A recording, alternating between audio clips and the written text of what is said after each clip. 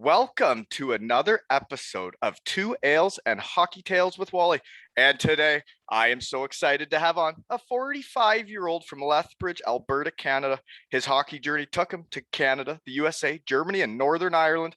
A seventh round pick of the Quebec Nordiques in '94, a rookie of the year in the BCHL with the Powell River Paper Kings, and another Colorado College Tiger, where he was a third and second team All WCHA and second team All-American, but he ended it with the Belfast Giants, where he was an EIHL first team All-Star, had the most goals by a D-man, and was the defenseman of the year in the EIHL, en route to winning the title.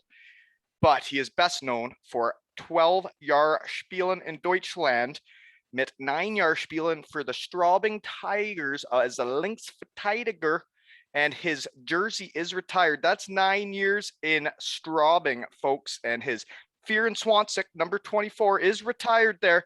Welcome to the podcast, Kelvin Elfring. Vielen Dank, Wally. Thank you for that lovely introduction.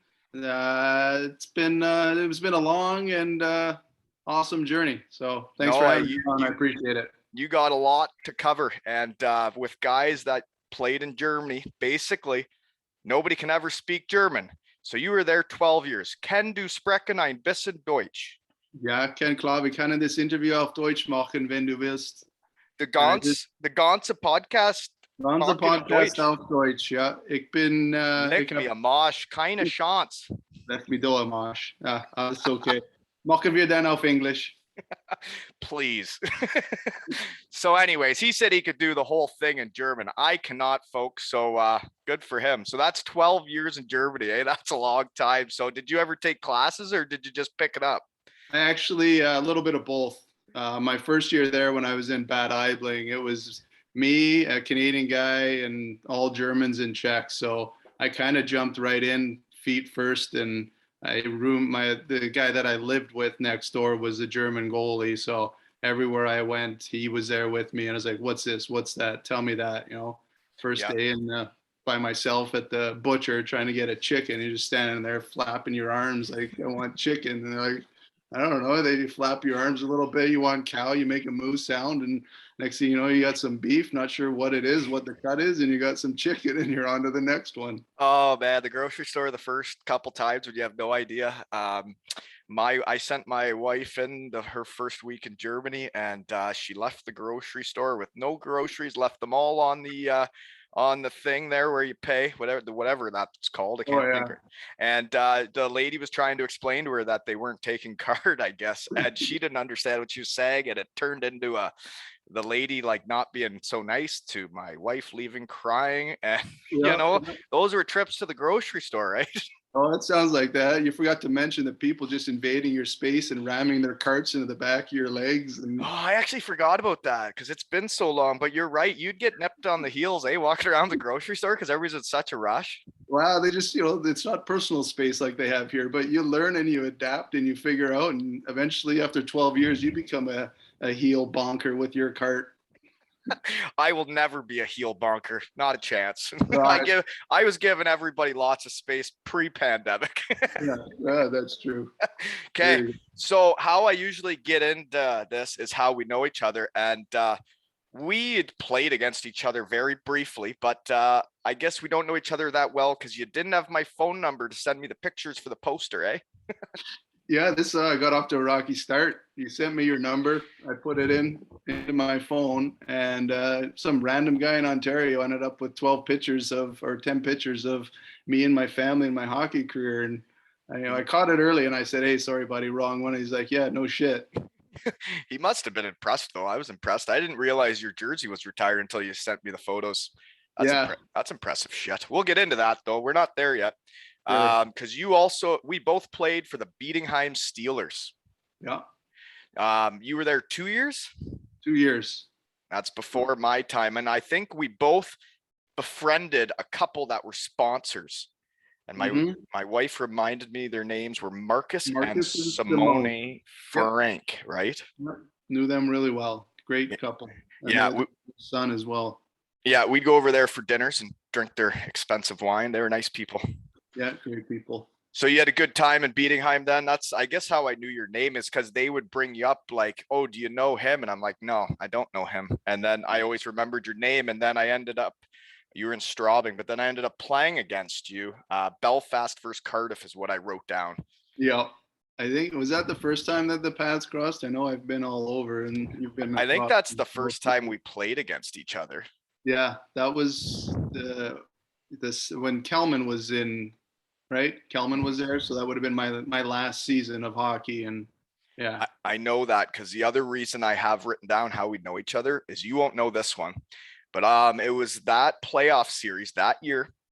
Um, it's home and home, right? We played in Belfast, and I think it was like a tie or something. And then we were heading back to the big blue tent. And I was walking to the bus after the game, and I could tell it was your kids and your wife because they were wearing Elfring jerseys. And I heard the kids say, Mom, was that really Dad's last hockey game we're going to see? And I was like, it hit home because I had a kid and I was near the end of my career. But then to hear your kids asking that, it was like, whew, that's got to be hard.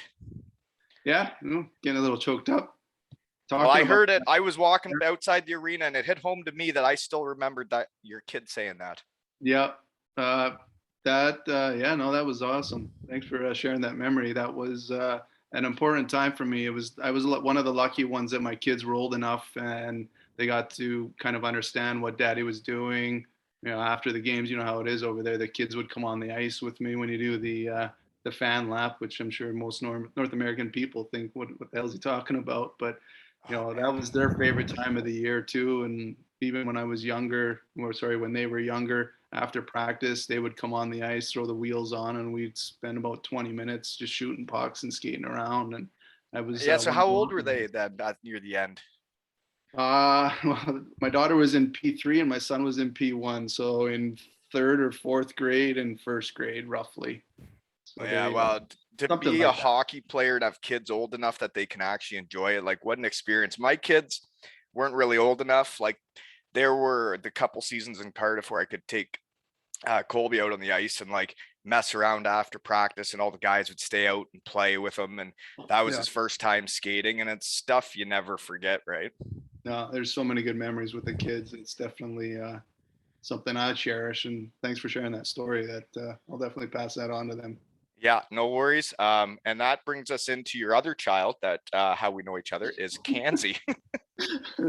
I'm not gonna sewer the guy too bad, but I will just say I think 7 or 8 years we played together, and my kids called him Uncle Canzy. Just on a random Tuesday, get ready, wake up in the morning.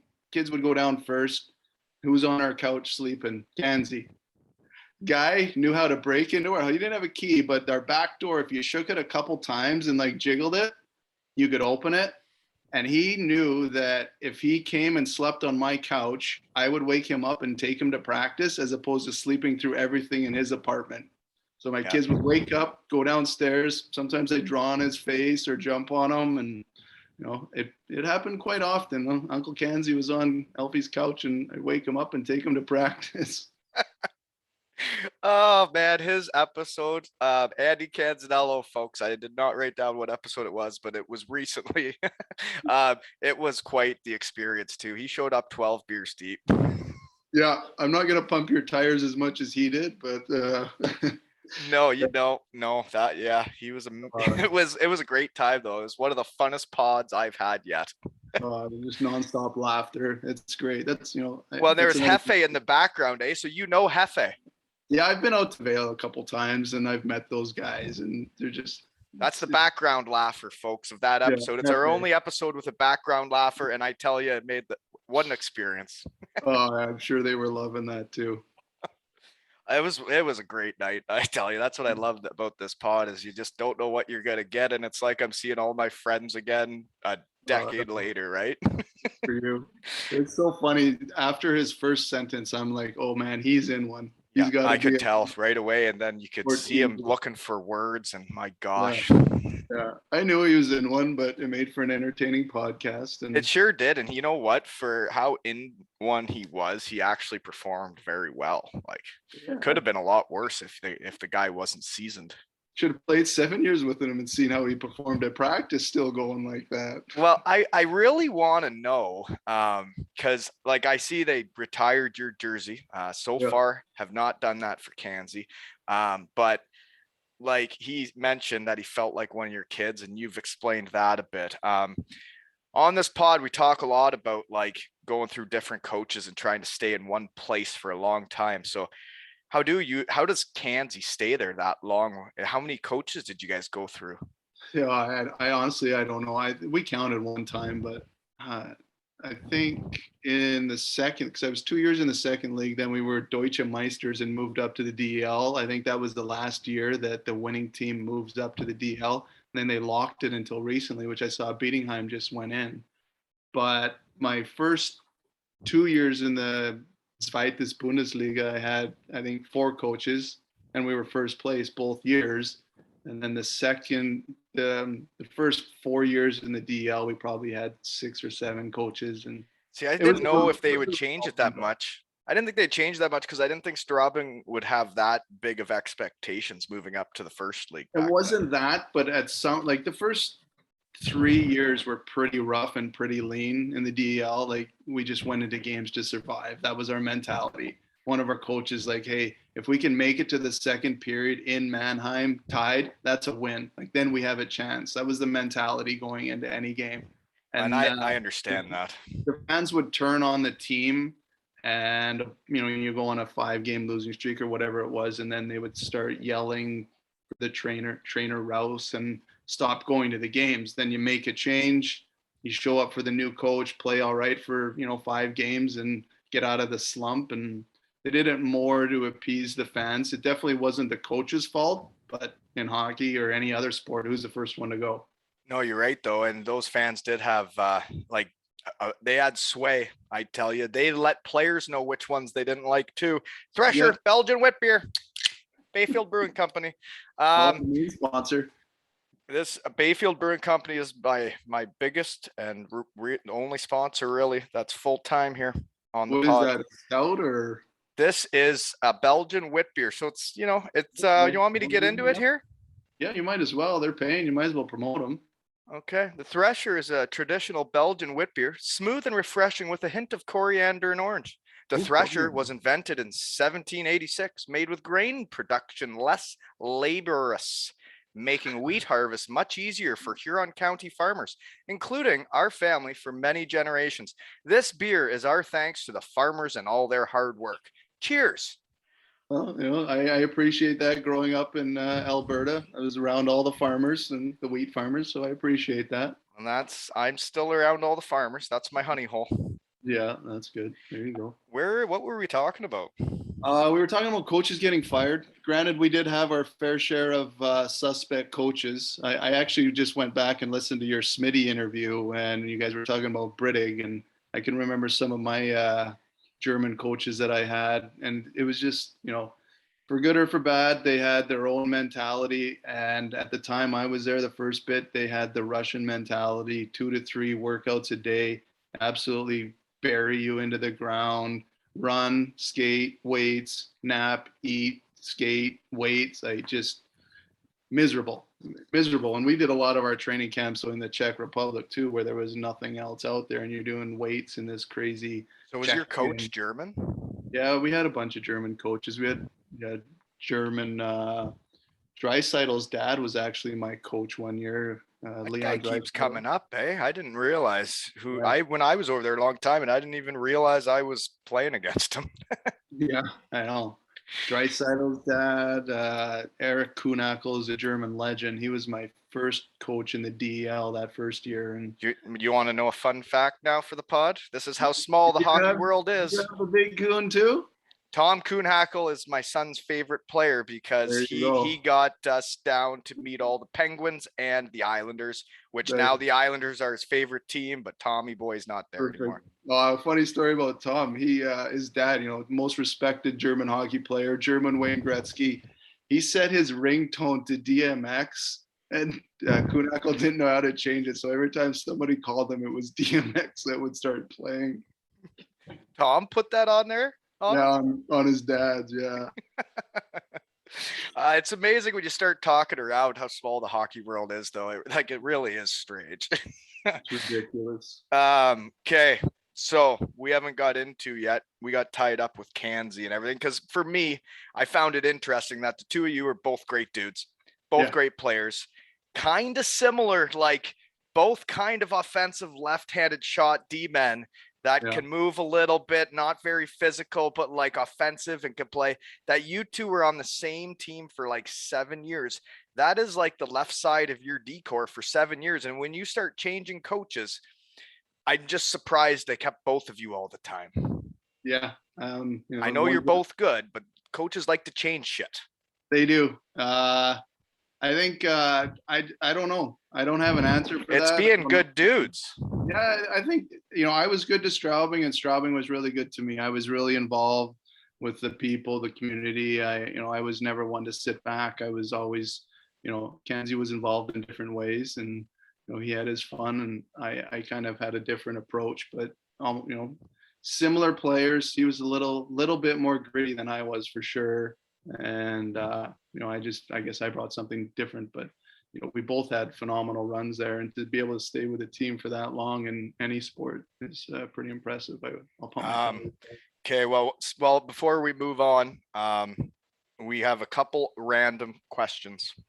Do you recall a story of where Canzy's car either got misplaced or went missing before a Sunday game?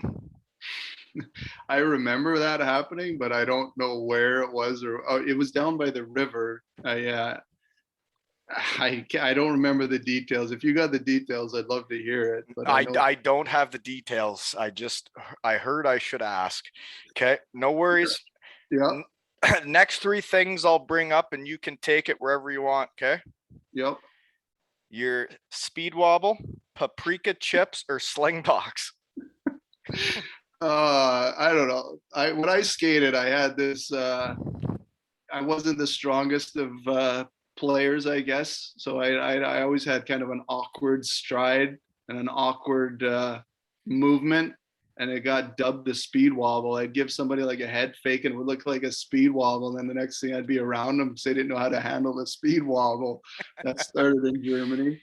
And the damn paprika chips. Like, I'm from Canada. I love dill pickle, ketchup, all the good flavors. And the number one chip over there was just paprika chips. And we would watch Slingbox and eat paprika chips at my place or Canzy's place on our computers because they didn't even have TVs. Bad chip game in Germany. Bad chip game. Great chip game in the UK.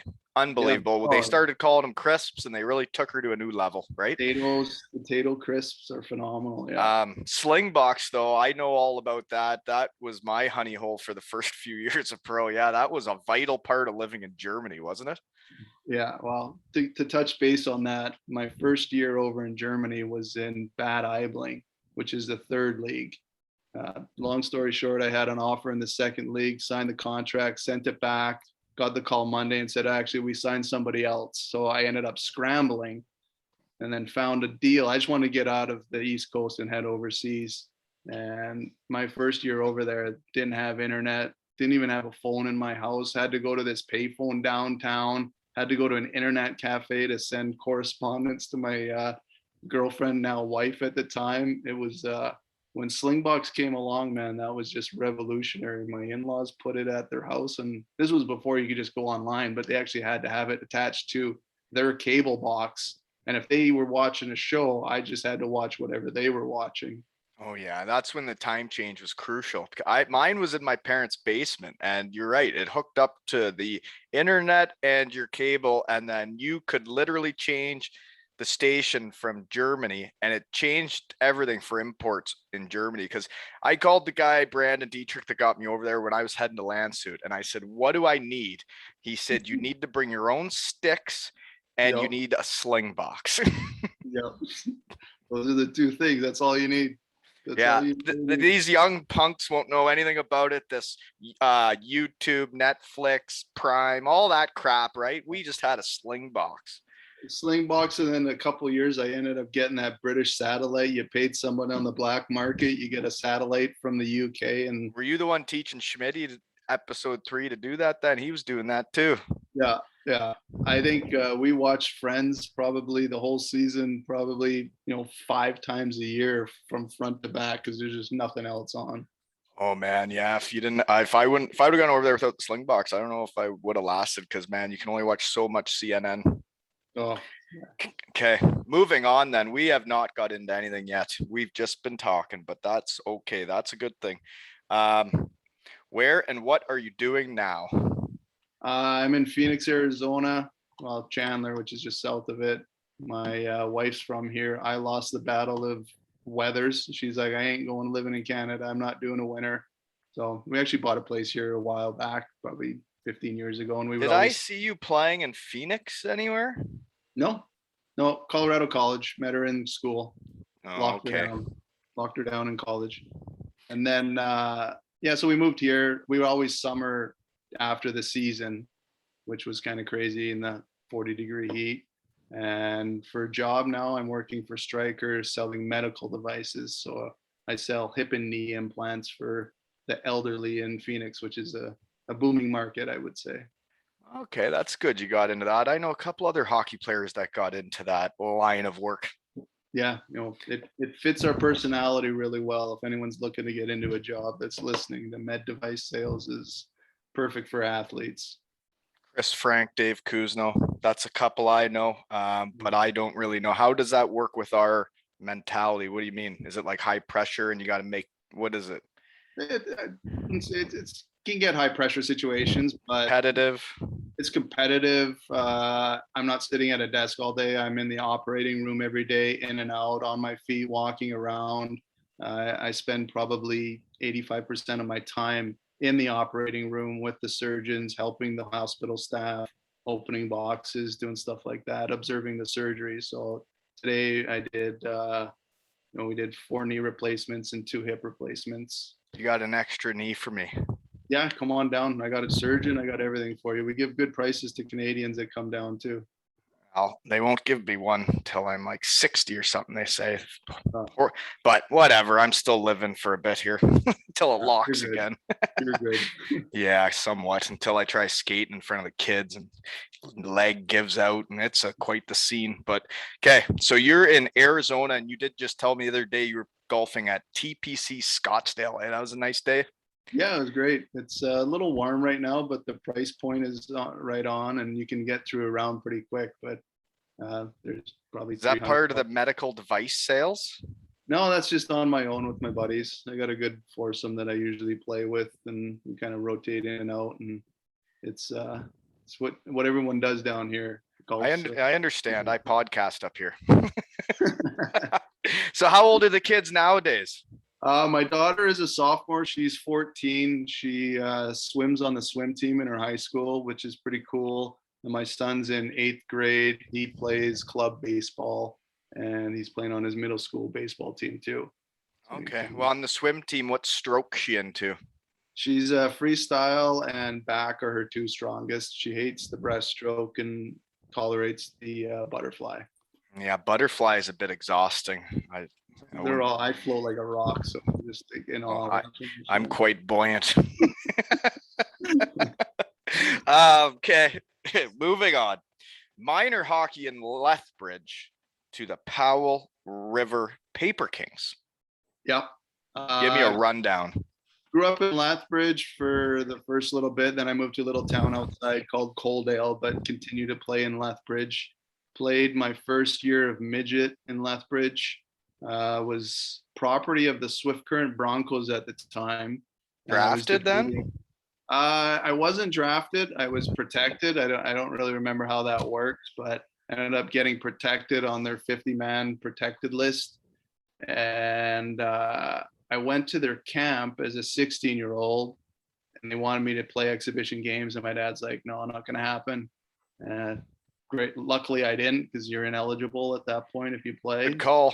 They're trying to pigeonhole me there. And then I just started looking into junior teams. I could have went to Humboldt or Powell River, and they both kind of offered me a spot there. And at the time, the Saskatchewan Junior Hockey League was pretty rough and tumble at the time. and I was about 6 feet, 145 pounds maybe. So I figured that the BCJ suited my style a little bit better. It wasn't, I guess, as much of a meat and mutant squad like the Saskatchewan Junior Hockey League was. So I was more than happy to head out west, and I got lucky. I ended up on a really good team in Powell River and a really good organization. When you hear that story of the major junior team, like trying to get you to play exhibition games or trying to stay longer to give up your opportunity, like that's why I had the guy on that drafted me that didn't do that to me. I had him on the podcast, Stan Butler, because I was so thankful that he said, you know what, we're not even sure. We liked you. We thought you had a better camp before. We thought you're making the team, but if you think you can get a scholarship, then do what's best for you. And those are the type of people you need in hockey, right? I don't think that they exist as much as they used to, but I just remember guys getting, playing two bloody games exhibition and ruin their college eligibility. It was crazy. Makes no sense. Yeah. They just said, we want you to play. I'm not making them sound like a bad organization. They just wanted me to play exhibition games. And I was like, well, my dad's not sure. And they're like, well, we really want to see you. And I was like, well, if you want to see me, you can see me next year, kind of like that. And thankfully I stayed under the 4 days or whatever it was, or 48 hours, and went to their camp and then went back home. And so then you do move away from home, and Powell is away from home then, eh? Powell is away from home. It's right on the coast, and you think you can drive to it, but because that coast has so many inlets, you had to take 2 ferries to get to Vancouver. So it wasn't just it's only 60 miles north of Vancouver, but you had to take 2 separate ferries. So it was about 5 hours just to get to Vancouver. And then if you had to head into the inland, it was a little bit longer. But okay, I have no idea about out west. I've never really been out there. yeah. But it was awesome. What are some of the best times you had on the bus? We had a sleeper bus back in junior, and we'd pull up to the ferry we'd go play in Bellingham, show up at the ferry terminal, ferry would be gone. We just sleep on the bus in these bunk beds. The rookies had double beds and the vets had single beds on the one side. So you can imagine what that would smell like, just 16 to 20-year-olds on a bus sleeping. Just BO and farts. Fart sandwiches. And we would, ferry would leave at 6 a.m, get back to Powell River at 9, go to school, rinse and repeat kind of stuff. But some of the best times have been on the buses and travel and hanging out with the guys. Well, that's what you miss. Like that is exactly what we're doing right now. It's the same type of shit you'd be doing on there.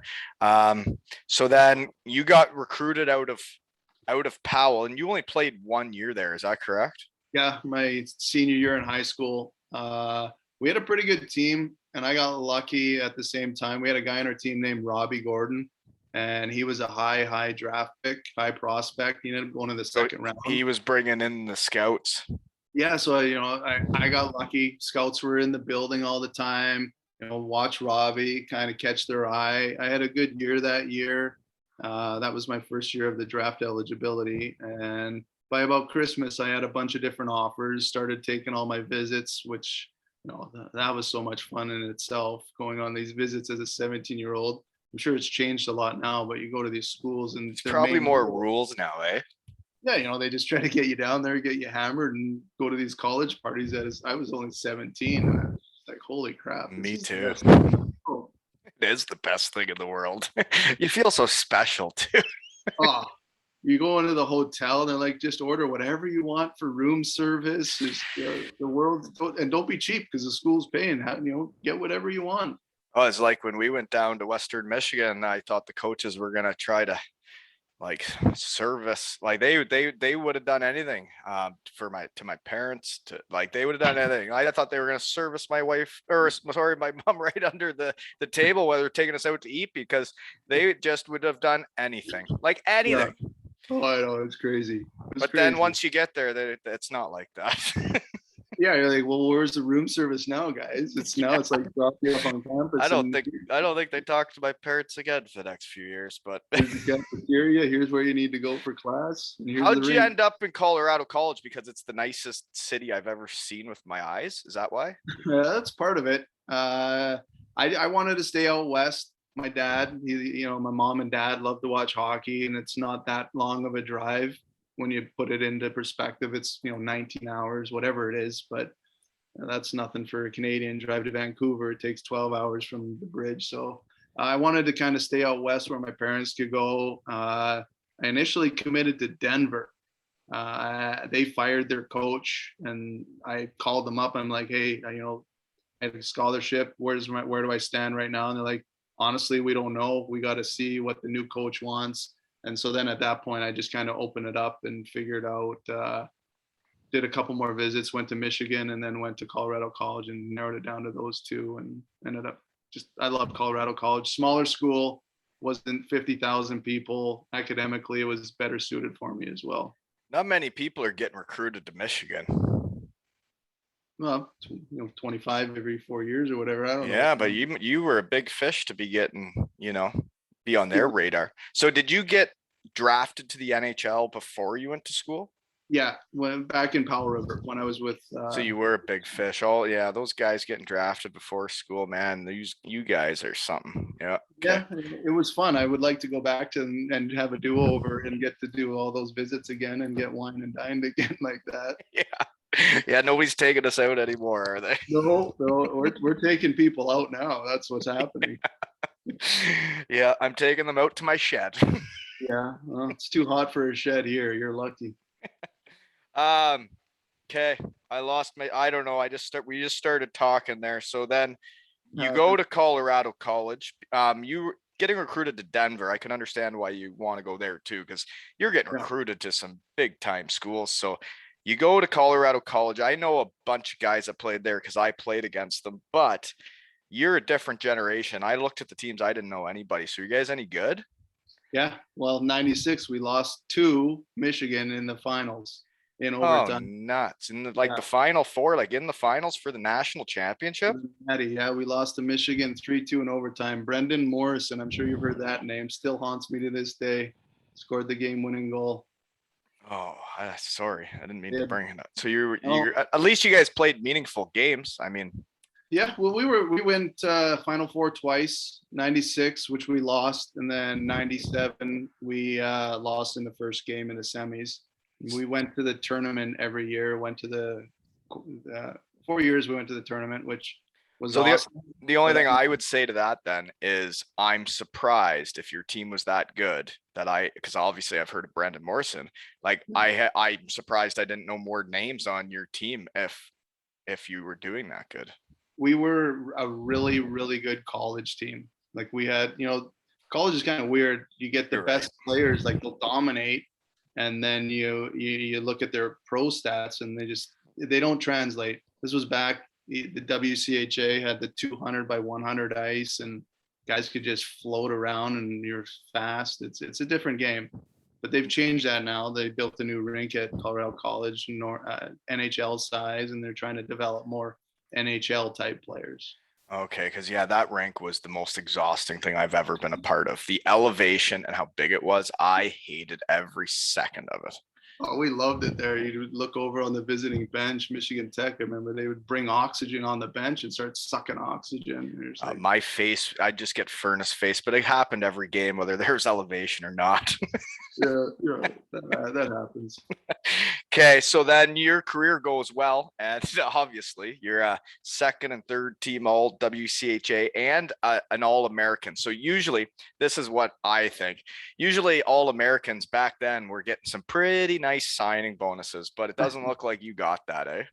Well, I came out and Colorado, because Quebec moved to Colorado. Half the people probably don't even know what the Nordiques are. But their final offer was a 3-way entry-level deal, NHL, AHL, Coast, with 0 signing bonus. I'm like, I want 2-way deal. Just give me $50,000. That's all I wanted. And they're like, nope, you got to come to camp and earn it. So I was like, well, I'm not signing a 3-way, and you're not giving me. It's over $50,000. And they're like, no, not doing it. I've heard of a 3-way. Like that's basically saying we're going to put you in the Coast. Which is that, and my agent's like, if you're gonna play in the Coast, you pick where you want to go, or you go somewhere they want. You don't want to get buried. So I ended up going to their rookie camp for 2 months in Hershey, then spent a couple weeks at their main camp in Colorado. Without a contract. Got cut. And then I was like, well, all right, I went to that Team Canada. I don't know if you remember that Team Canada, that international team. It was, yeah, I don't real I know some guys, like I know some guys that were a part of that, but like I don't really know what it was. It was like you guys just traveled around and played, right? You didn't play pro. Well, you did. You played pro. I gotta grab my charger, but you played pro, but you only played 1 or 2 home games a year out of Calgary, and all the other games were overseas. So you go spend 2 weeks in Russia. You go spend 2 weeks in wherever, like Germany, but you never had home games. You just traveled and played. You go play in the Spangler Cup, all of that stuff. But anyways, I went there because they were recruiting me all summer, thinking I'd be a good fit for European style hockey. And I got there and I got really sick. I ended up going to the hospital for a week. And then by the time trials were done, they're like, well, team's made, you're not staying. So that's now team 3 by September. And Oh, so you didn't make it at the last navigating lieutenant. So you didn't make it the last moment there. So then and that's how deep into like a season are we talking? Well, training camp still. So the rookie camp was end of August. Main camp was September. Then I ripped over to Canada to try out the Canadian national team. Got cut there. Colorado calls me back up. They're like, we need you in the AHL. So then I go sign whatever those PTOs, 25 game PTOs in the AHL, spend a month or 2 there. And then they're like, well, we're going to let you go. And where do you want to go? And I was like, well, I want to go to PD in the East Coast. I got a buddy there. I ended up going to PD. Where's that? South Carolina. Well, that's all right. That makes sense. You want to go to South Carolina. Yeah. But they had an old team, and I literally, for 10 games, was just a grocery stick between the forward and the defenseman. Didn't play. I remember we had 4 games and 4 nights, and the 4th game was 2:00 on a Sunday, and I maybe played 3 minutes. Meanwhile, the people are basically dying on the bench. Oh, and it's hard to crack into back then, like into pro hockey if you didn't have the right contract, or or like you say, you go to PD and that coach, does he really care about you? Does he know you? He's got the guys on the team he already knows, right? Yeah. And then I get called up to the A, back to I think Cincinnati, get a PTO up there, spend a little time, and then meet while I'm up in Cincinnati. So you get called up after not getting like any ice time in the coast, and like you're not doing anything, and you get called up. I played against Cincinnati when I was with Hershey. They liked me, so they called me up, which was all right, fine. Then when I'm up in wherever I was, Cincinnati, I asked for a trade, or they traded me to Roanoke, and then I finally finished in Roanoke, which was maybe where's that? Virginia, Roanoke Express, East Coast. And ended up, so I was in a hotel till about January or February, and then settled into Roanoke and kind of spent 3 years there as my hub and home base. Yeah, I did see that was like your kind of that's where you fit in the coast. And then so your first year you have a couple call ups, and you find a place that likes you. So then the next year you could just go back to Roanoke on a coast deal. Yeah, I just went back to Roanoke, and I saw you got called up to the AHL and the IHL. Oh yeah. Had a little cup of coffee in Utah. Twice got called up to Utah. First time, they're like, yeah, we need a D-man. We're missing a D-man. Need you bad. All right, fine. I'll fly up for the weekend. Kansas City. Go out for a warm-up. Coach, I think, was Bob Bourne, the old Islander. Come off the ice, and he's like, yeah, you're not playing tonight. I'm like, well, why am I here? Why? He's like, I didn't like the way you skated in warm-ups. We're not going to play. I'm like, all right, you're going to play 4D and 4 forwards. He's like, yep. He's like, all right. So I sat up there, collected my 3-day weekend PTO money, and then went back to Roanoke. Didn't even play a game. Oh man. Yeah, it's amazing in the hockey world when coaches see something they don't like, and then that's that. Like we had a guy that came to Bietigheim in the second league in Germany for a 2-week tryout. He gets cut from the second league in Germany. So then he signs in the Finnish Elite League. No way. Because that makes sense, right? And then I'm still sitting there in Bietigheim going, well, how does that work? Crazy world. It is, but the coach didn't like that he used a small stick for a tall guy. Yeah, sounds about right. Just didn't like it. He couldn't handle that. So okay, you get a couple coffees there, and then the third year back to Roanoke. You're grinding it out. You're on the sleeper buses. You're moving around North America on the bus, and you get 53 points in 70 games played. So you got to be one of the top scoring coast D-men, eh? Yeah, the last 2 years there, I was on did the All-Star game and all of that stuff, and had a good. They must not have been putting that on. My research team must have missed that because it's not on the websites from back then. The internet didn't exist back then, so it wasn't that big of a thing. I understand. I loved my time in the East Coast. I had an absolute blast, but I didn't want to spend more than 3 years playing 80 games a year, making 600-700 whatever a week. It just wasn't worth it, the grind. And that last year I didn't get called up it again, so I was like, well, I'm gonna head overseas. I always wanted to travel Europe, and figured I'd go a couple years over there.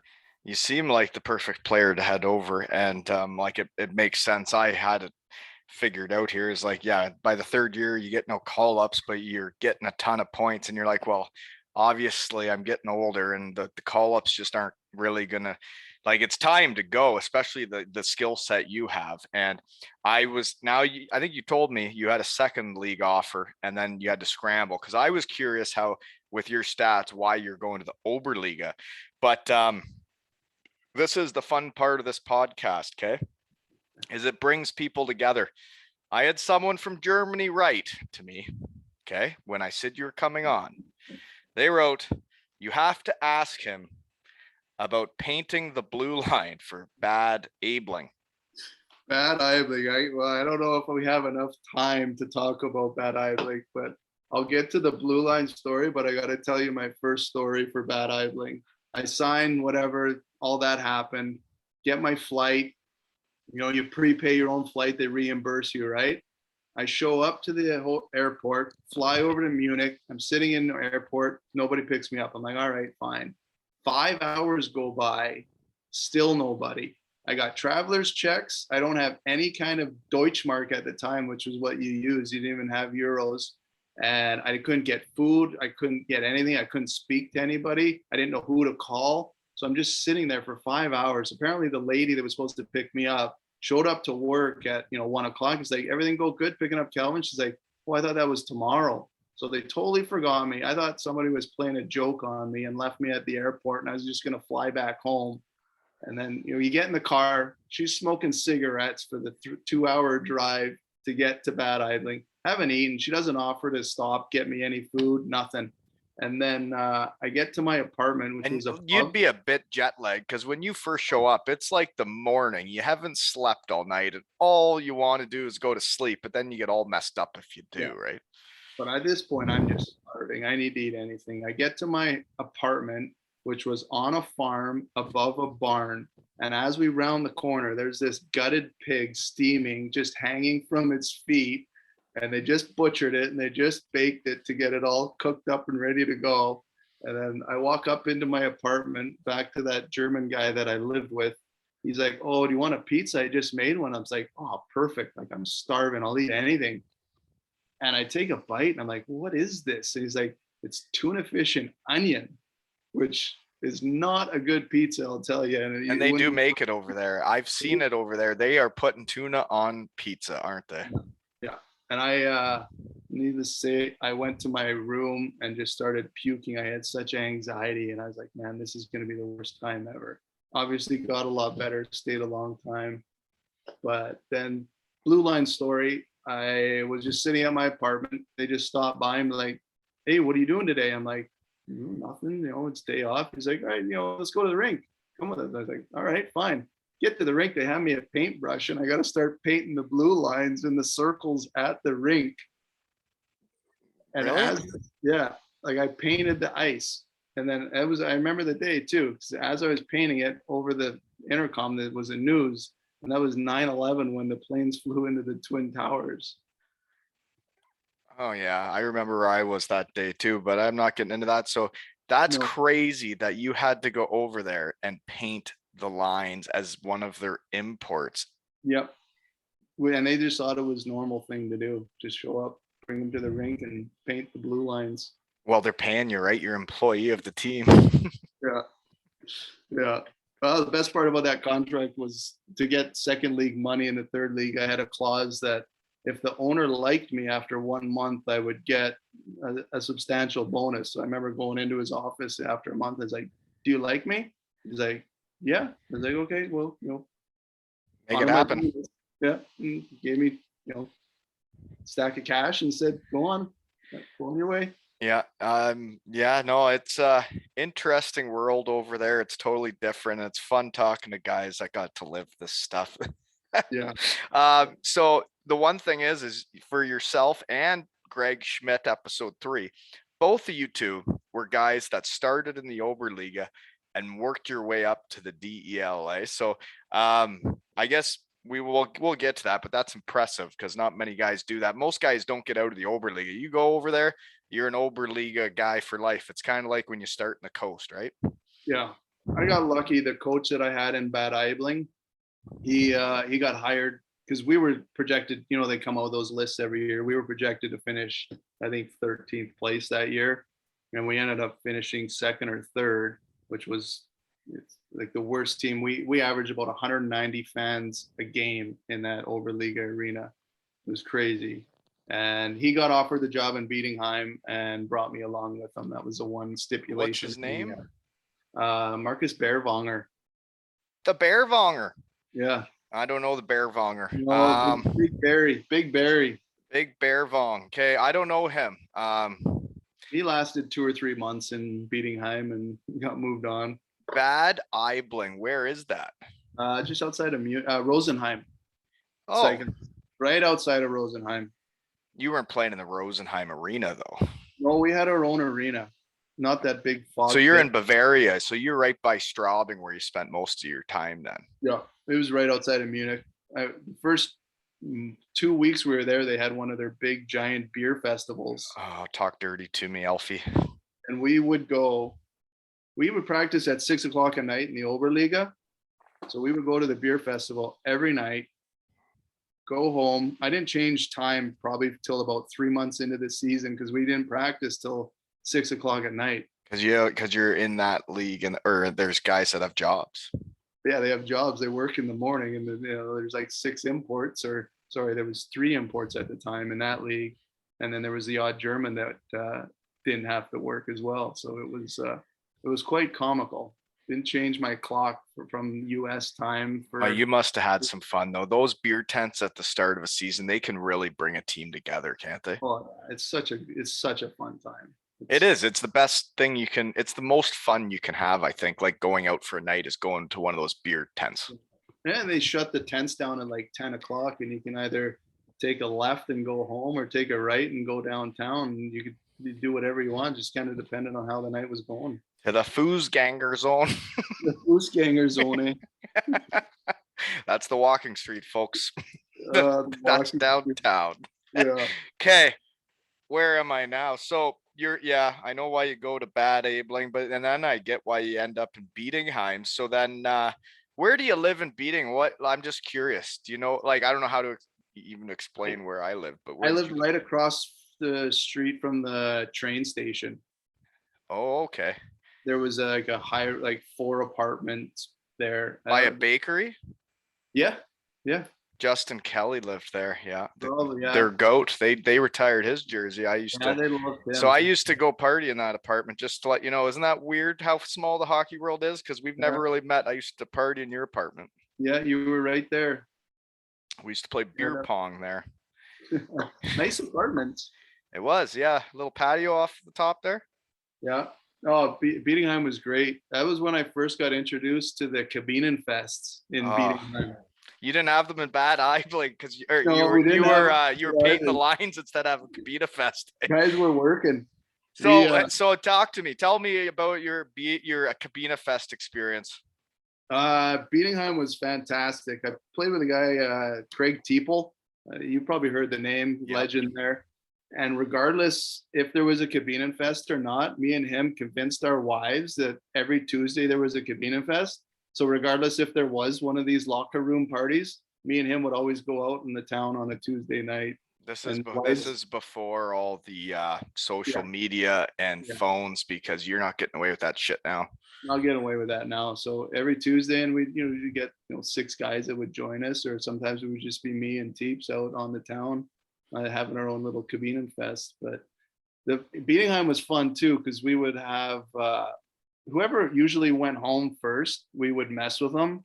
And I remember we had this Czech, Peter Goulda. I think his kid played in the league a little bit after him, but he would always be one of the first ones to go, and we would just constantly mess with him. One night was chicken wings, so we took the plug out of his Easton, put some chicken wings down it, In a stick. and it was rattling. Like he couldn't figure it out. Took the blade out, tried to get it out, thought it was a piece of glue, couldn't get anything out. Just rattled for about 2 weeks, and then finally. Did he play games with the chicken wings in there? Oh yeah, he played 2 weeks with chicken wings in his stick. He had no idea. And his stick finally broke one day, and he figured out that he had chicken wings in it. So what was a Cabinefest in Bietigheim back then? Because Brittig wouldn't let us have any. We weren't allowed to drink if we had one. So like, did you guys bring food into the locker room and drink, or was it just drinking? Every new guy to a team had to host a Cabinefest. So usually do it with 2 guys. So you'd go talk to a Metzgerei or a Döner kebab shop and say, hey, we need. That's the butcher or the kebab shop, folks. Like it sounded like, yeah. There you go. Butcher in the kebab shop and be like, we need 30 kebabs and some fries. Oh, you're talking dirty again, Alfie. Stop it. With a little sharp sauce on it, some hot sauce. And then you bring like 3 cases of beer, which, cases of beer over there were like $10 each. And you just sit there and drink beer and eat food and play cards. And you could sit in the dressing room and the rink would be closing. You just kind of walk out, or they would kick you out at 10 and either go to the Fußgänger Zone or you go home, depending on who you are and what you're up to. And what age bracket you are, if you got kids, all the above factor into your decisions leaving the locker room that night. But you played in the old barn in Bietigheim too, eh?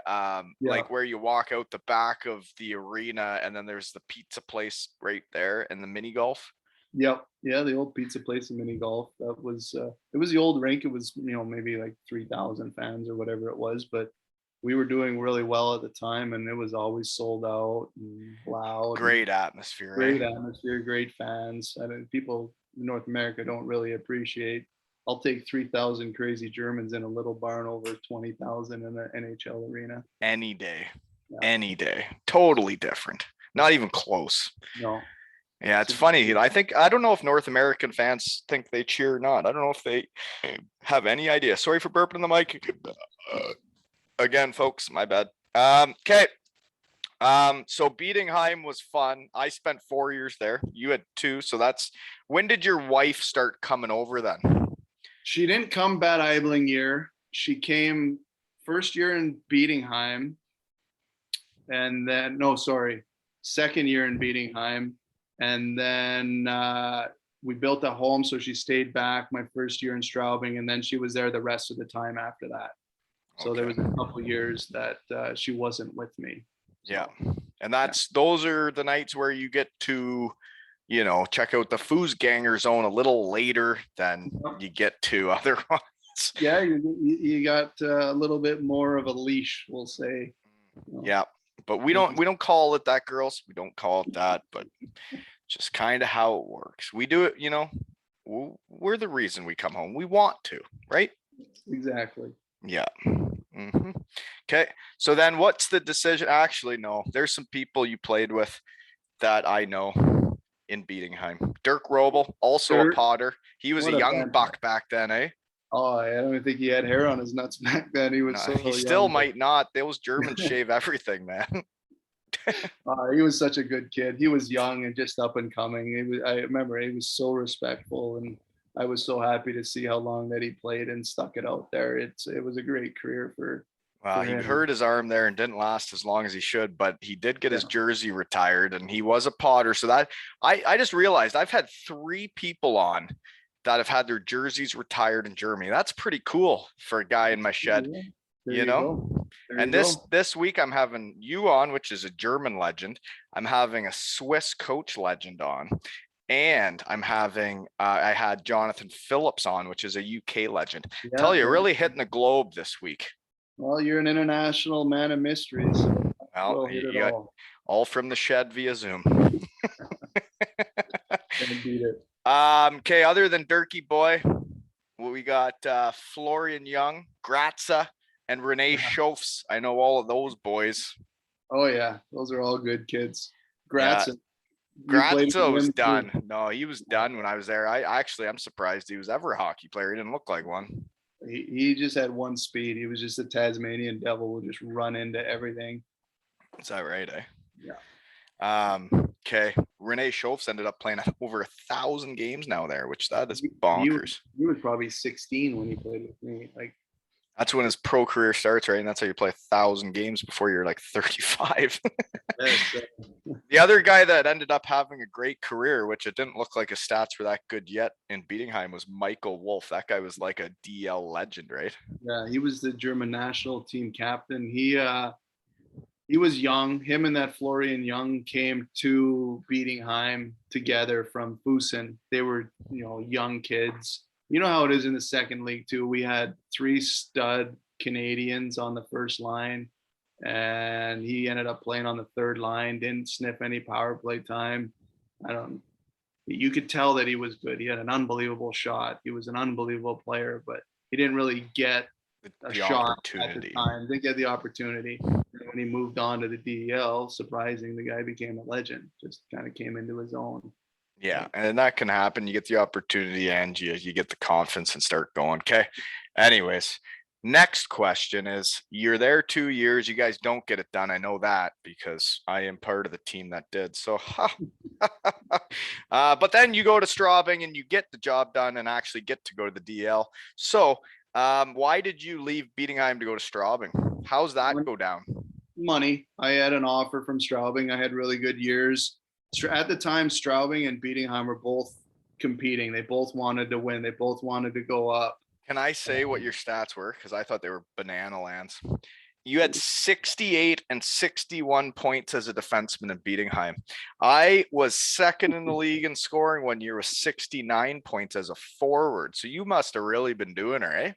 Yeah, like we had, like I said, those 3 for Kovalev, who was a Belarus national player, Darren Ritchie, just a pure sniper, Craig Teeple, myself, and then we had a German, Marcus Wieland would play on the first power play, and maybe 40 out of those 69 are power play points. We were probably clipping at about 35% that year. It was ridiculous. I actually had the same power play when I was in Bietigheim. Yeah, that's how I got all my points too. And I played. I lined up as a defenseman in the second league, and that's about it. And then you're a rover, eh? You're everywhere. My defense partner was always just a stay-at-home shutdown guy, and just did you care if there was an F3 or you just had it covered? You knew you could get back? You get back.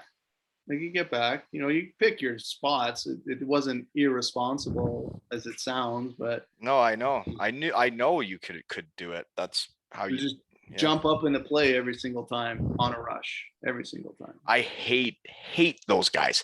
I absolutely hate those defensemen that like when you go in on the forecheck and they pass it to somebody and then you can tell they start skating up the ice with a purpose and you're like, hold on, buddy. I just forechecked. Where are you going? Get back here. Stay with me. We'll watch everybody skate up the ice. We'll get there like when we want to, but stop it. When those guys take off and you're like, oh my God, if I don't catch him, he's going to be the 4th man in and probably score the goal. Usually wait for a guy like you to try to throw a little check, slip out of the way, and then just head north. Oh, you're the worst. Terrible. Appreciate that. Yeah. No, that's not fun. I don't like that. So that's what you're doing to people like me, eh? Yeah. That's when coaches really got upset with me is when like I would try really hard on the forecheck and then I would get winded on the way back and there's no way I could keep up, right? It's tough. I'm a forward now in men's league over here in Phoenix, and I don't like the back checking part of playing forward. I don't like the forward part of playing forward. If I played now, I'd want to be defense and just make a pass up and cruise up and watch everybody.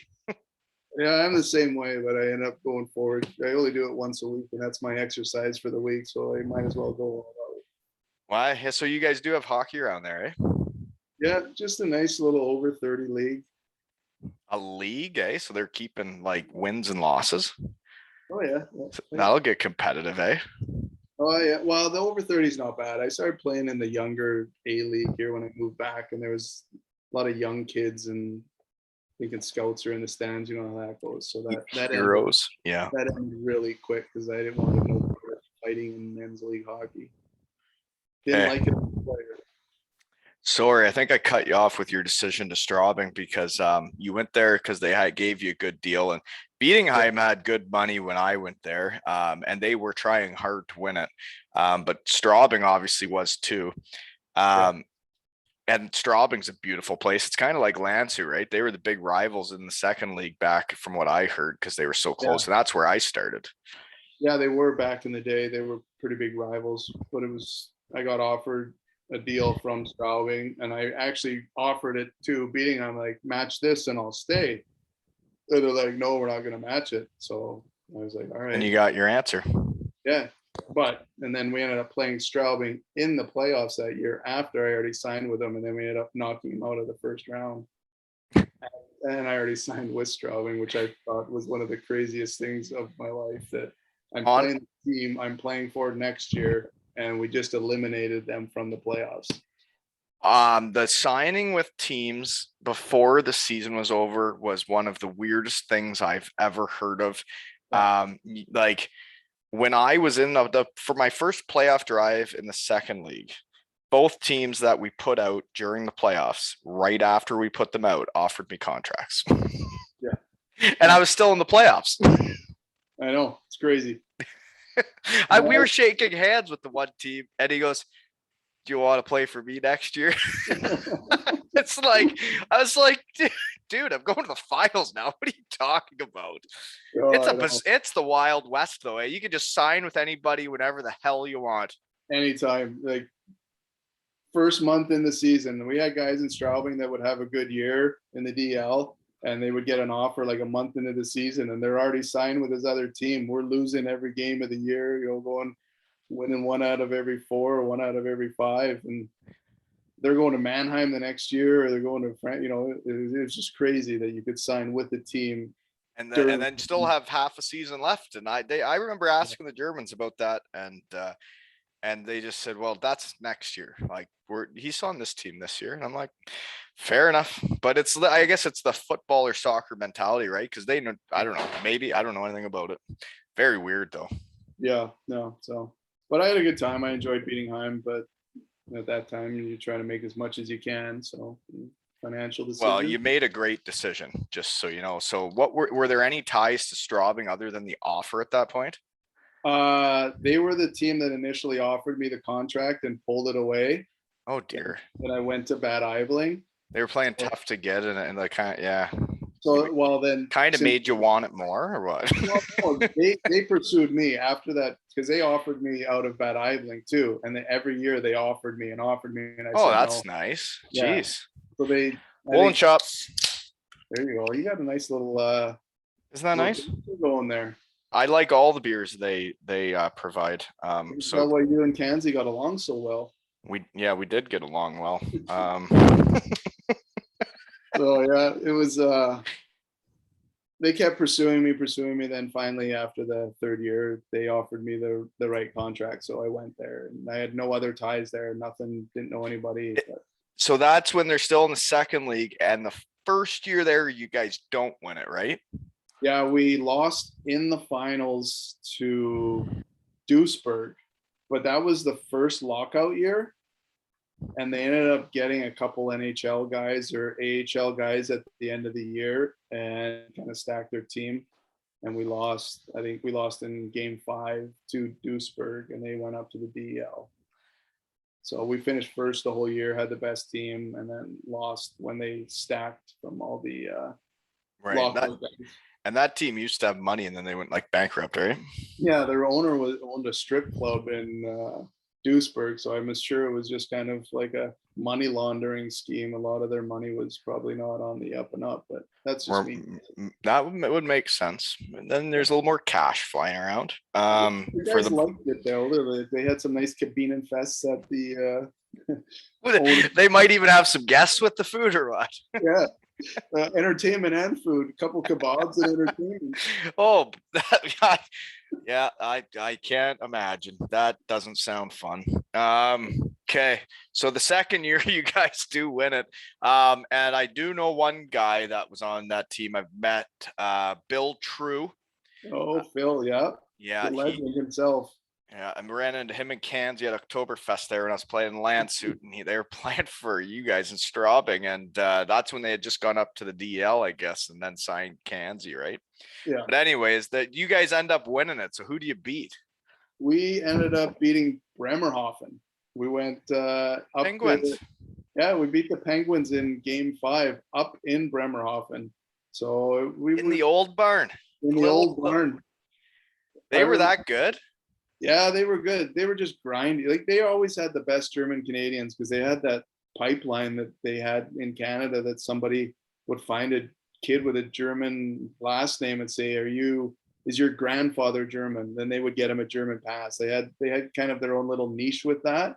So they always had really good German Canadians and then imports. So and you got a tough bus trip that they're used to come playoff time.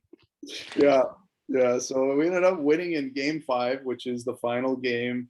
We won, I think, 3-2, and had a good time, partied after a little bit in Bremerhaven. Get ready to go on our bus, and all 4 tires are slashed. Oh. So we can't even start heading home on the 13-hour bus trip or whatever it is. Yeah, I guess we never told everybody the bus trip to Bremerhaven. It doesn't matter where you play in the league; it takes forever because it is right at the top. Right. Yeah, it don't matter. It was probably 12. I don't even know how long we. You'd have a couple naps that day. You'd have like 6 shutdowns. Oh God! And you didn't even have like iPads or anything. You were reading novels. Well, we were playing cards, Schnarples up and back. Oh yeah, a lot of cards. Yeah. Yeah. So then Bremerhaven wrangles up a city bus from the city for us to drive back to Straubing, 16 hours or whatever it is, 10 hours, and we're about. This is after you win it. After we win, because our bus is done. Someone slipped. We just left everything in Bremerhaven on the other bus, and because we wanted to get back, because by the time we get back, it'll be 8 in the morning in Straubing, and we'll party with the fans because they were going to meet us. So we get on this city bus with a city bus driver, and no GPS or anything. We wake up like 6 hours into it, and we're like, where the hell are we? We were at the Polish border. The guy was trying to go into Poland. He's like, I took a wrong turn. I don't know where I am. So the 12-hour trip turned into 16 hours. We get back to Straubing. It's 1 o'clock in the afternoon. The fans have been drinking since 6 a.m. waiting for us. And half of the people can't even stand up. Like they were so crippled. They would have been drinking from the night before when they won it. They wouldn't have stopped. They just rolled it over, and so did we. We actually slept a little bit because we were so tired from it. But we got back to Straubing, and half the fans can't even stand up. They're so crippled. The ice was gone, so we were on the. It was half water, half ice. Guys were swimming on the ice, sliding on it, and then you go home, clean yourself up, and start over again. And we did the parade the next day or whatever it was. But it's so fun winning over there, and the fans just like.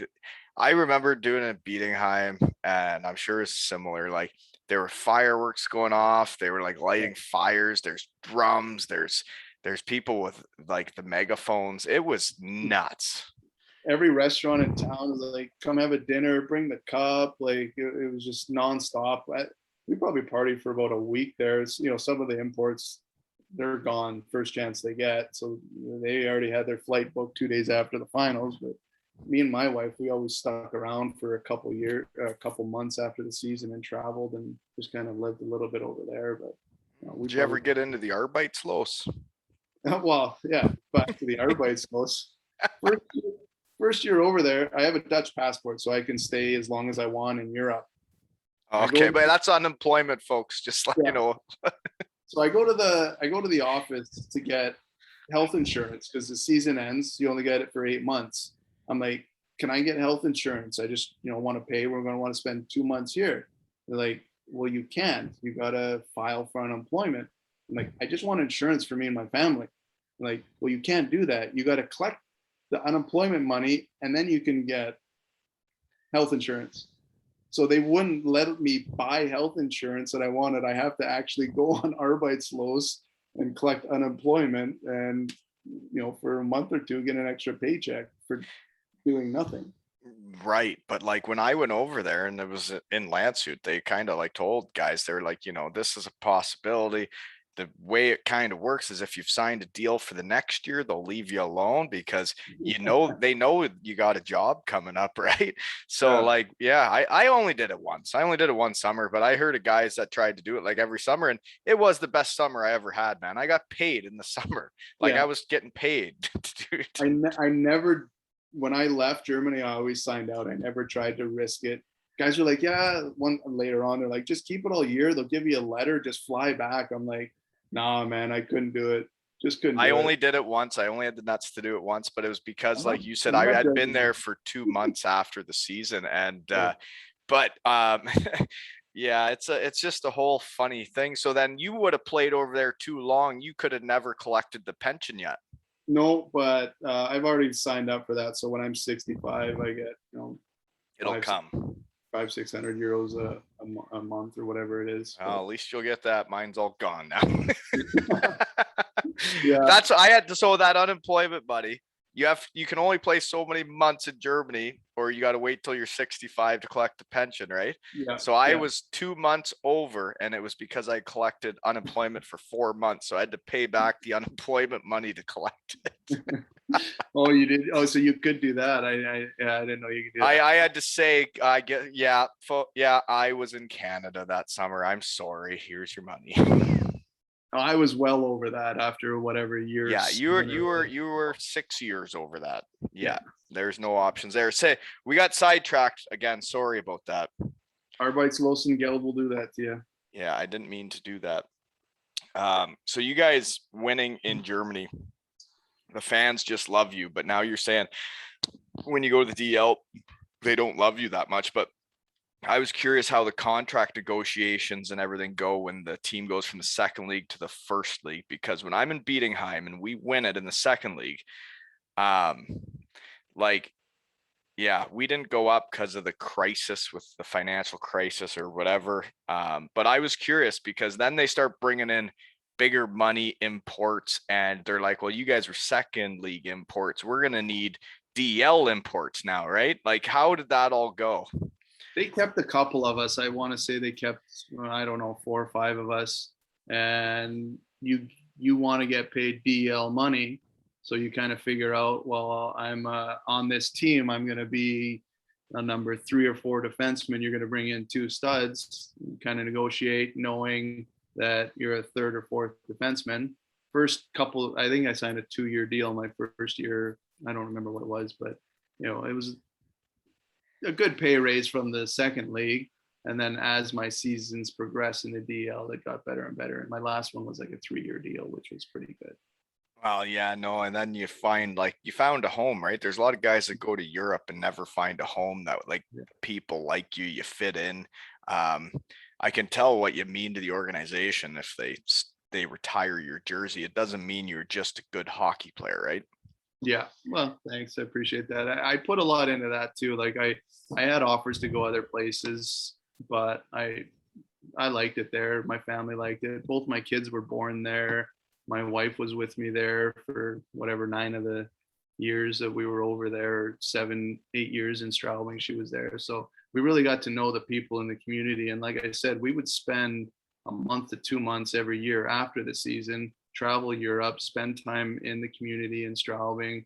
So it was just like that was our home. We kind of lived there for 9 years and it was fantastic. It would have been a big adjustment then leaving. I never stayed after, but like Bietigheim felt like home by, the last couple of years. Like you've been there so long, you know about everything, you know when the festivals are, you know the people that are there. You go to the cabina or not the Cabinefest, like the Christmas market, Yeah. everybody at their different shops and like it's just different, right? You know everybody. Did you ever go to the Basin Wirtschaft and the Ferdi-Markt in Bietigheim? The Basin? Yeah, that was the one where the farmers would host you Yeah. and they You would give know you, about that? oh, hell yeah. I knew a guy in Bietigheim that would take me around and go to all these little places. It was phenomenal. But That's where I had a Cabinefest. I had my Cabinefest for the Bietigheim Steelers was there. at a Basin Wirtschaft. Yeah, man. It was right near downtown. It was where the farmers have all the stuff, and we Yeah. kind of rented out the place for the night. And I'm not sure if they're allowed back anymore because we had a Kazakhstan player that kind of got out of hand and decided to do the Russian knives on the table Oh, God. around his hand, and Yeah. he was like a goal scorer, and he did it. He didn't cut off his finger, but it kind of ruined their table. Yeah, I could see him being pissed about that. But yeah, no, I love Germany, and there was always a festival every quarter. There was a Christmas market. Straubing had that Bodenfest, which was, in my opinion, better than Oktoberfest. That was crazy. That was so much fun. Canzy I, I, banned from that. but you're right though. Is like, did you say Canzy was banned from it? Yeah, I think my last year with him, he was forbidden to go to Bodenfest because he got out of control every year. And like, you're not going. They And they never said that to me, but they implied. yeah, But like honestly, the ones in the small towns, like everybody yeah, knows about Oktoberfest and it's Munich, but like what people don't know is that all these other towns, like Stuttgart, when you're in yeah, Bietigheim, they have Volksfest or whatever it is, right? yeah. And it lasts a week, and there's the same big beer tents that you wouldn't know where you are, and it's incredible. It's just so fun. Yeah, I like that about the little towns because you're actually in there with the Germans, like in their culture. You go to the Oktoberfest and you're kind of hanging out with Australians, Americans, Canadians, Aussies, It's which way more tourism, which yeah. is comfortable, but it's a big tourist trap for the most part. The Germans go to the traditional German tents, but our main sponsor in Straubing was Hacker Shore, and they had two tents at the Oktoberfest. So So we you would guys were there every year. every year we were there. We'd start up in the VIP lounge, like unlimited food, unlimited drinks, like whatever you wanted. They treated us like absolute kings, and then we would kind of just work our way down and kind of have our own little Oktoberfest. Go to different tents, run into guys probably like you and Canzy ran into each other. You just That's run into exactly what happened. Yeah. yeah.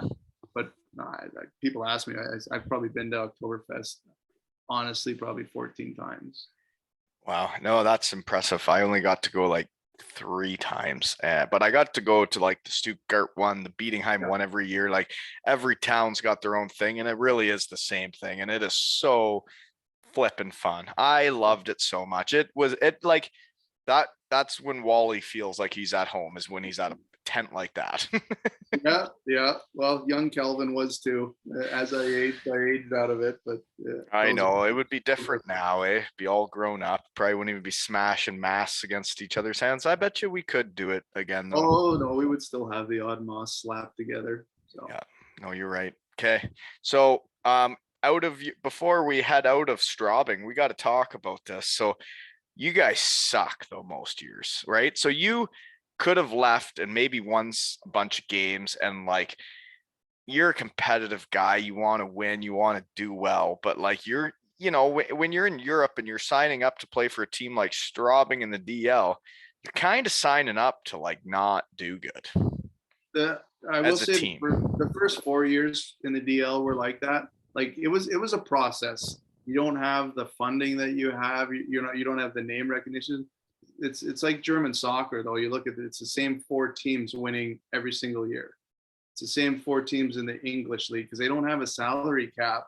They just do whatever they want financially. So Straubing, they were really going through a lot of growing pains the first 4 years, kind of try some players out, don't work out.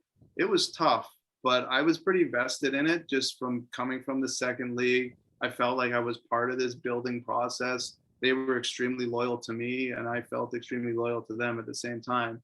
Then by about year 5 was when we started to turn it around and we're competing and went for a run. And then my second to last year, we made the playoffs. We won the first round, played the second round, and I think we actually, one of the years there, we went to the quarterfinals or semifinals and lost to Berlin. So it was really a process, which was a lot of fun for me going through. I get it, man. I totally get it, because like I was totally invested in Bietigheim, and like Yeah. when I thought we were going up to the DL when we won it, I'm like, I want to go to the DL with this team, and I would want to stay with them because I know them and they know me. And then we didn't go up, and I hurt my knee, and then you bring in a new coach. Next thing you know, it's not the same relationship, but it could have been so different. And Yeah. like when you do get so invested in the town, you know, the people, and you want to do well for all of those people, right? Yeah, for sure. You want to do well for the organization. Paid you good money over the last 5, 6, 7 years, whatever it is. They put a lot into it, and you put a lot into it. And Yeah. it's just how European sports are. Look at the EIHL. There's the top 3 teams, and then there's the bottom rest. And whoever has money does well. There's no parity because teams just pay. Yeah. No, you're right. You're right. So people ask like, why did you stay? Why it was so bad? I really enjoyed it. And it was some rough years, especially when it's November and you're almost eliminated from the playoffs and you got 5 months left to go. But I'll tell you what, though, some of those times after, when you have no pressure and you're just showing up to play, we had some fun those nights too. Right. And outside of the rink, we had exactly fun. like, and the fun you can have in Germany, man, like it is a great place to live. It's like Rob Collins says, if you have anything bad to say about living in Germany, you're an idiot. Yeah, you're the idiot for not having a good time there. Yeah, because it is fun. Okay, so well, I guess we should talk about this now before we move on. Is the night you get your jersey retired, and how do you find out that's happening? So that happened. They wanted to retire it that year, and I was like, just let me finish playing hockey. I don't know, like They wanted to retire it like your last year in Straubing. So they did, but then like the one picture I sent you has my whole family on the ice with me. That was my last home game with the Straubing Tigers, and they brought my family over there because I knew that at that point that I was moving on. So at that point, they brought my family over, just did a nice thank you for my last game of the year. My dad, my mom, both my sisters, they're my nephews. They were all at that game for my last game of the year. So who paid for those flights? I don't know. Wasn't the team. They paid for all those? They paid for my mom's and my dad's. Yeah. Really? Yeah. They brought my mom and my dad over. My sister at the time, my younger sister, was living with me in Straubing.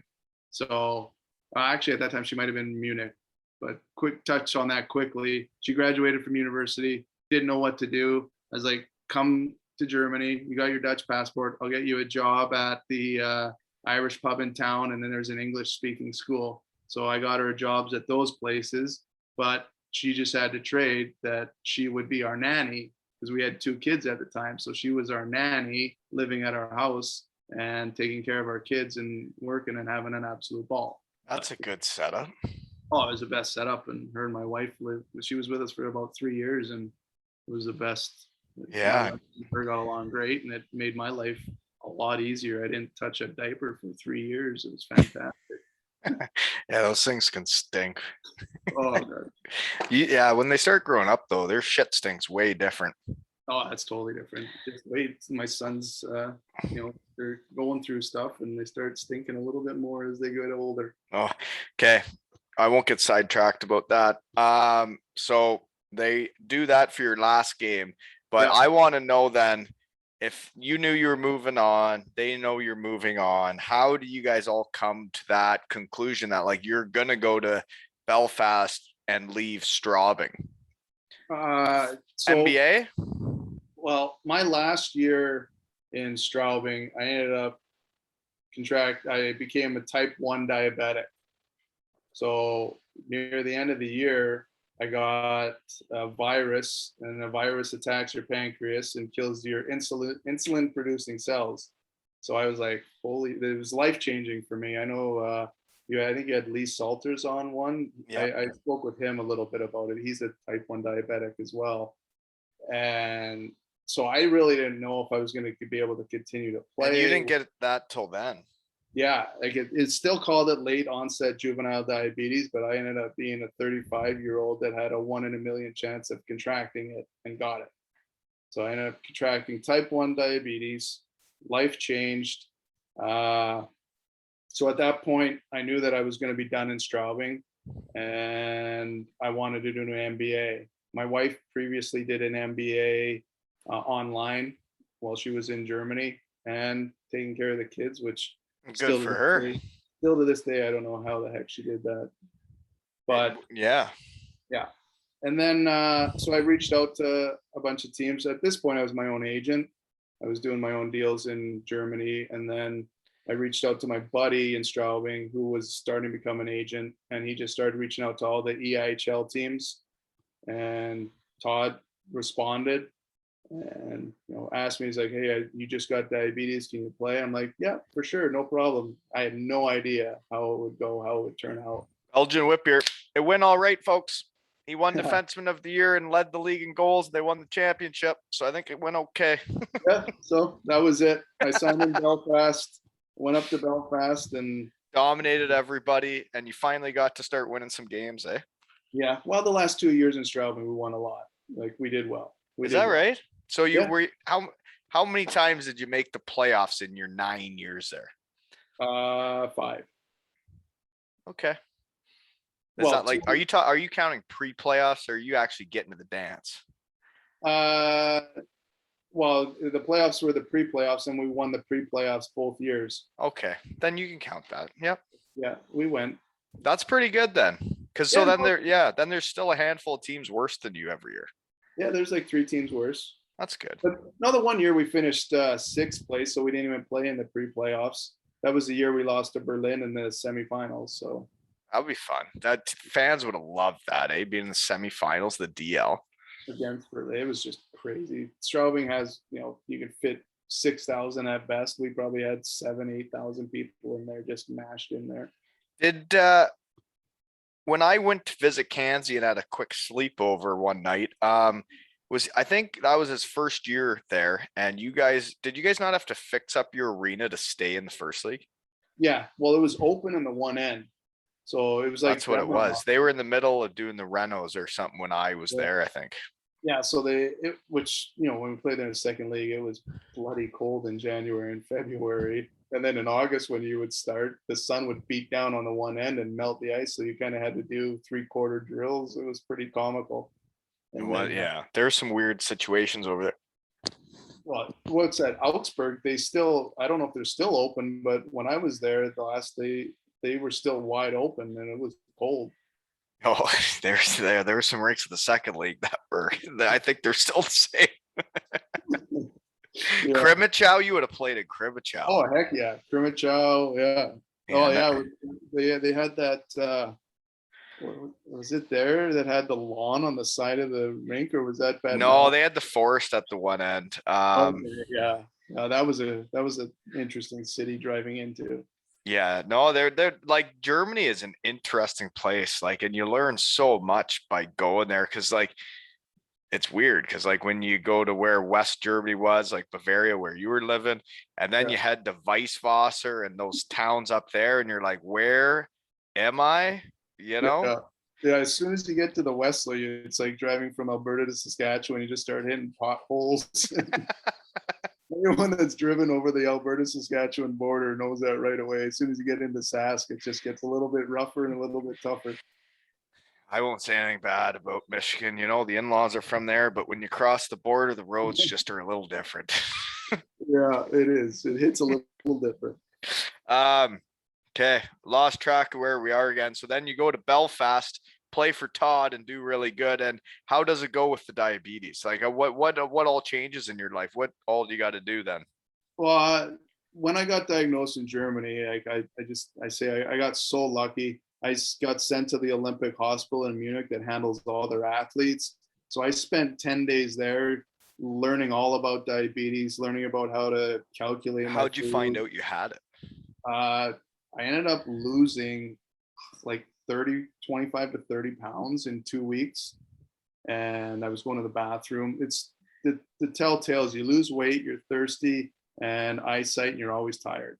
So I lost like 25, 30 pounds, which for me is a lot. I maybe weighed 180, 175, then down to 145, 150. And I was going to the bathroom like 4 or 5 times a night, constantly thirsty, and then just extremely exhausted. I remember skating on the ice and just having zero energy or zero power. So I ended up going to our family doctor, and they do all these tests. And at the very end, she's like, I'm just going to test your blood sugar. She grabbed a meter, pricked my finger. An average person runs at about 100 is your normal score for the day, or the average that you want to run at. I was at about 650, which, is 6 times higher. And anywhere above 600 is when you can start to go into a diabetic coma. So she obviously sent me to the hospital. I went to Munich, spent 10 days there, learned all about it, and carried on. Okay. And it's gotten easier over the years, right? Like you get used to what you got to do. And Yeah. It was a learning experience that year in Belfast. It was a little bit harder. Just after a game, I got to make sure I have food. I got to make sure I have a drink. And, sometimes you're in wherever Brayhead and there's no food after the game for 2 hours till you get to the ferry or whatever you're doing. So it was a learning experience, and I'd always have to have a bag full of candy just to keep my blood sugar up with my insulin if I ended up going high. But it was a learning process. I was learning how to become a diabetic. I was in a new league in a new city, and I was doing my MBA all at the same time. So it was an so how do you interesting. end up reaching out to Salts? Just when I played against him there, because I found out someone said, hey, he's a diabetic. So I just, after the the handshake after, he's like, hey, just wanted to say, I'm a diabetic too. He's like, oh, let's talk after the game. And we just kind of shot the shit a little bit and talked about it and kind of said, how's this, how's that? And then I played with other diabetics, so I picked their brains as well. So Yeah. I say I'm lucky to get it at my age. I was 35. I was winding way down from the partying, the drinking, which I pretty much eliminated most of that for the I'll have drinks here and there, but not like back in the Cabinefest days when you go black out and you do whatever you do. So I changed my diet. I eliminated a lot of the carbohydrates that affect your blood sugar a lot. So kind of adapt and move on and treat it like a challenge, like everything in our life.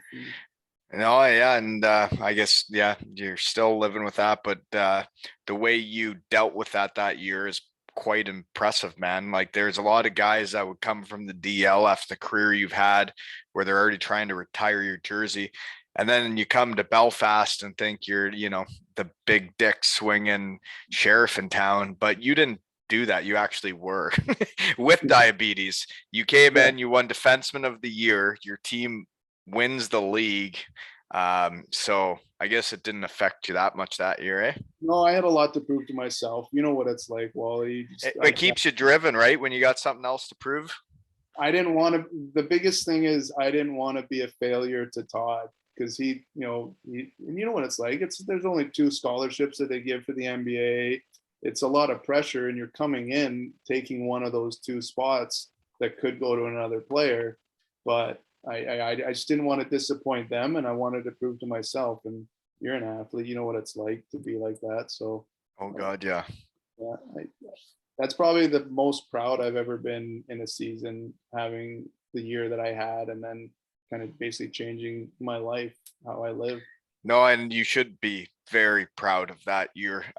You're doing an MBA, you got kids, and and you're learning how to deal with that. That is a full season, sir. Yeah.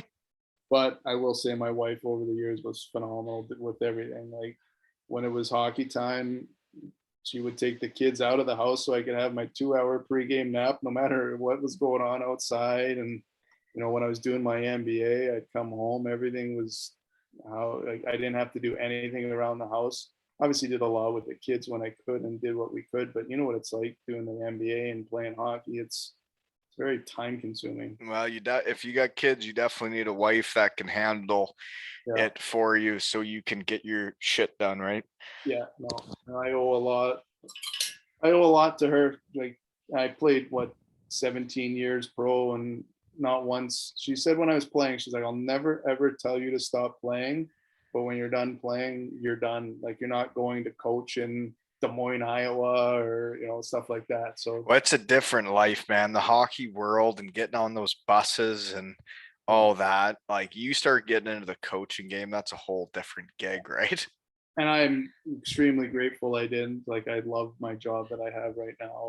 And your It's kids have a home, Yeah, it's great. It's great. So, like, I'm extremely grateful for her for allowing me to pursue my love for 17 years and never once say. She actually talked me into playing my second year in Belfast. I was done.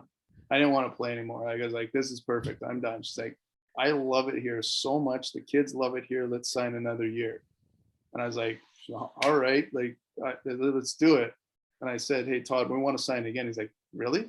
Like, I thought you were one and done." I was like, "Yeah, no, I want to play again." Well, He's that's like, what the UK league can do to you, right? Is because you go over there thinking, I just want my MBA and play 1 year. "Yeah, And then you get there and you meet the fans, you meet the players that, I mean, you've been playing in Germany. There's a lot of different cultures. Everybody's different experiences, but you get to the UK and like there's a Canada, UK type of, I don't know, like the guys just get along and you're a team and you just, I don't know, man. It was the best time I ever had, and I'm so thankful I finished there. the IHL, easy in, hard to leave." It is, right? Like it's hard to stop. If it wasn't for my knee, geez, Yeah, like it's so fun, right? yeah. We absolutely love Belfast. If anybody ever has a chance to go play or visit there, we love Straubing, but we absolutely loved Belfast and would live there full time. We almost did. We had the decision to stay there full time, and we obviously decided to come back here. But it was a place that we fell in love with and would spend every day there if we could. We thought No, the people were messing with us the first year we were there. Like, there's no way human beings are this nice. Like, they're messing with us. And then, like, a month into it, like, these people are actually this nice and they're actually this engaged with their people. And you're uh, walking to the butcher in downtown and people are talking to you. They don't know you, but they're just friendly. You go to a pub, next thing you know, you're 6 Guinness deep with some random Irish guy and you're having the best night of your life. yeah, it's a whole different world, and it's like, yeah, you're right. And the atmosphere in Belfast, I was only there like the road trips, right? When you get to Yeah. stay over a night, but they were great nights. And no, so everything in the MBA went fine then. So it was only a 1 year thing It was like you do the 8 classes, then you got to write that dissertation, but you could write that dissertation at anywhere. home. So I went home, I wrote my dissertation in Phoenix, and then ended up going back the next year, and it finished probably in October, whatever it was, and then graduated, and that was my second season when I was in Belfast there. Okay, so that, and then yeah, the second year in Belfast is when I get to play against you, and Yeah. then yeah, you guys put us out of the playoffs, but we did win the Challenge Cup. But no, that's how that all goes. And Belfast seemed like a great place to play, man. The arena, that bar that's in the arena, whatever, what Rocky something. Yeah, it's closed now, but Rockies was there. There's so many good pubs. Like, you know what it's like in the UK. It's just pick a spot and you're gonna have a time, Oh regardless. yeah, you're right, and it's a heck of a league. And then you get educated, you get a good job now, and Yeah, Bob's your uncle, eh? exactly. It's perfect. But back to that first year quickly, I just wanted to touch on that. We ended up winning the league with 2 months left in the season. Like, we were that good. I think we So you went were on. on that team. Yeah, we went on like a 26 game undefeated streak. Like, we didn't lose a game for 26 games, and we just rolled over the league. And by the end of the year, we were playing for nothing the last 2 years. and it ended up hurting us because we ended up wrapping it up so early that we lost in the Challenge Cup final to, I think, Nottingham, and then we lost in overtime for the playoffs finals against Sheffield or whoever. I can't remember who it Well, was. when you lose your edge, you lose your edge, right? Yeah, but we still like made it to the finals and lost in overtime in the Challenge Cup. I believe it might have even been a shootout, and then we lost the playoff finals. Like we were that good. Oh, so you were close enough to almost winning the hat trick, or what's it called, the Grand Slam. Whatever it was, but we also got ahead of ourselves too. We're like, oh man, wouldn't it be sweet buying like WWF belts with all 3 titles on the belt? And Okay, yeah. you know, we got Who was all on your team? Who were the like Kiefer's there? Kiefer's there, Chevry was there, Surratt, Jeff Swez came from Germany, who was a tough player. We had Colin Shields in net. We had Murph. D, we had Jeff Mason. Mark Garside was a forward at the time, but he plays D now apparently.